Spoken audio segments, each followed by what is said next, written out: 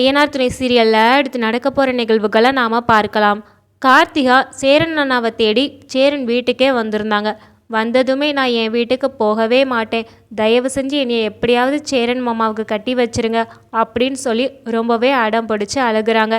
இதை பார்த்ததுமே நடேசன், நீ உன் முடிவில் ஸ்ட்ராங்காக இருந்தால் கண்டிப்பாக நம்ம இந்த கல்யாணத்தை நடத்தி வைக்கலான்னு சொல்கிறாங்க. இதை கேட்டதுமே நம்ம சோழன், அப்பா நீங்கள் பிறந்ததுலேருந்தே இப்போந்தாப்பா ஒரு நல்ல விஷயத்த செய்ய போகிறீங்க, அதை ஃபஸ்ட்டு பண்ணுங்க அப்படின்னு சொல்லி தாலி எடுத்துகிட்டு வந்து கொடுக்குறாங்க. நம்ம சேரன் தாலி வாங்கினாலுமே அவங்க மனசுக்குள்ளே 1000 கவலை ஓடிக்கிட்டு தான் இருக்குது. ஏன்னா அந்த கல்யாணங்கிறது லேஸ்பட்ட விஷயம் கிடையாது. ஏன்னா கார்த்திகா வீட்டில் ஏதாவது ஒரு பிரச்சனை பண்ணிக்கிட்டே தான் இருப்பாங்க. அது மூலியமாக தம்பிங்களுக்கு ஏதாவது பிரச்சனை வந்துருமோன்னு சொல்லி அவங்க தயங்கிக்கிட்டே தான் அந்த தாலியை கையில் வாங்குறாங்க.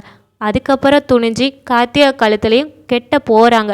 அப்படி கெட்ட போகிற அந்த நேரம் பார்த்து கரெக்டாக கார்த்திகாவோட அம்மா அப்பா வராங்க.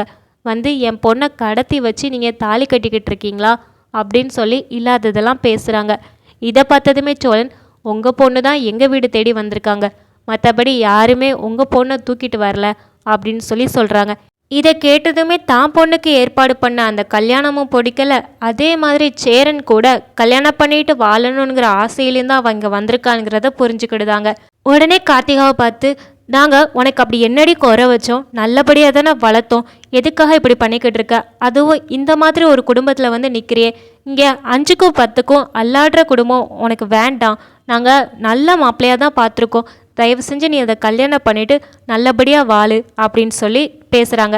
இதை கேட்டதுமே கார்த்திகா வழக்கம் போல் அவங்க அம்மா அப்பா பின்னாடியே போயிடுவா அப்படிங்கிற மாதிரி தான் எல்லாருமே பார்க்குறாங்க. ஏன் நம்ம சேரன் கூட அப்படி தான் நினைக்கிறாங்க. ஆனால் இந்த விஷயத்தில் கார்த்திகா ரொம்பவே விடாப்பிடியாக இருக்கிறாங்க.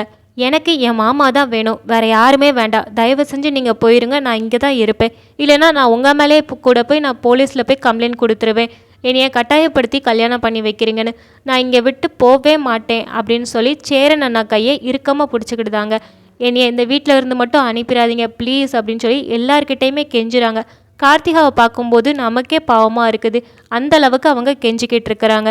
அப்போ அவங்க அம்மா அப்பா முடிவு பண்ணுறாங்க, இவா கிட்ட கேட்டால் கண்டிப்பாக வேலைக்கே ஆகாது, ஏன்னா இவ அந்தளவு நம்மளை அடம் பிடிச்சிக்கிட்டு இருக்காளுங்கிறத புரிஞ்சுக்கிட்டு உடனே சேரன் கிட்ட போய், ஏப்பா நீ தான் இந்த குடும்பத்திலே மூத்த பையன், நீ பொறுப்பாக தான் இருக்கிற, நான் அதில் ஒன்றுமே குறை சொல்லலை, நீ உன் தம்பிகளெல்லாம் இவ்வளோ அழகாக வளர்த்துருக்க, அதையுமே நான் குறை சொல்லலை, ஆனால் இந்த வீட்டில் என் பொண்ணு வந்து வாழ்ந்தா அவள் நல்லா இருப்பாளா, அதை மட்டும் நீ சொல்ல, இந்த வீட்டை பற்றி வெளியில் எப்படியெல்லாம் பேசுகிறாங்கன்னு உனக்கே தெரியும், அப்படி இருக்கும்போது இந்த குடும்பத்தில் என் பொண்ணு வந்து சீரழியணும் என்ன தலையெழுத்து அப்படின்னு சொல்லி ரொம்பவே பேசி அவங்களும் அழுது தான் கெஞ்சுறாங்க.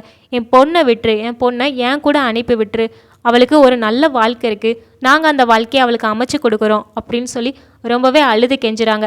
நம்ம சேரன் ஏற்கனவே ரொம்ப ரொம்ப இலகின மனசு, உன் காலினால விழுதேன், என் பொண்ணை விட்டுரு அப்படின்னு சொல்லி கேட்குறாங்க.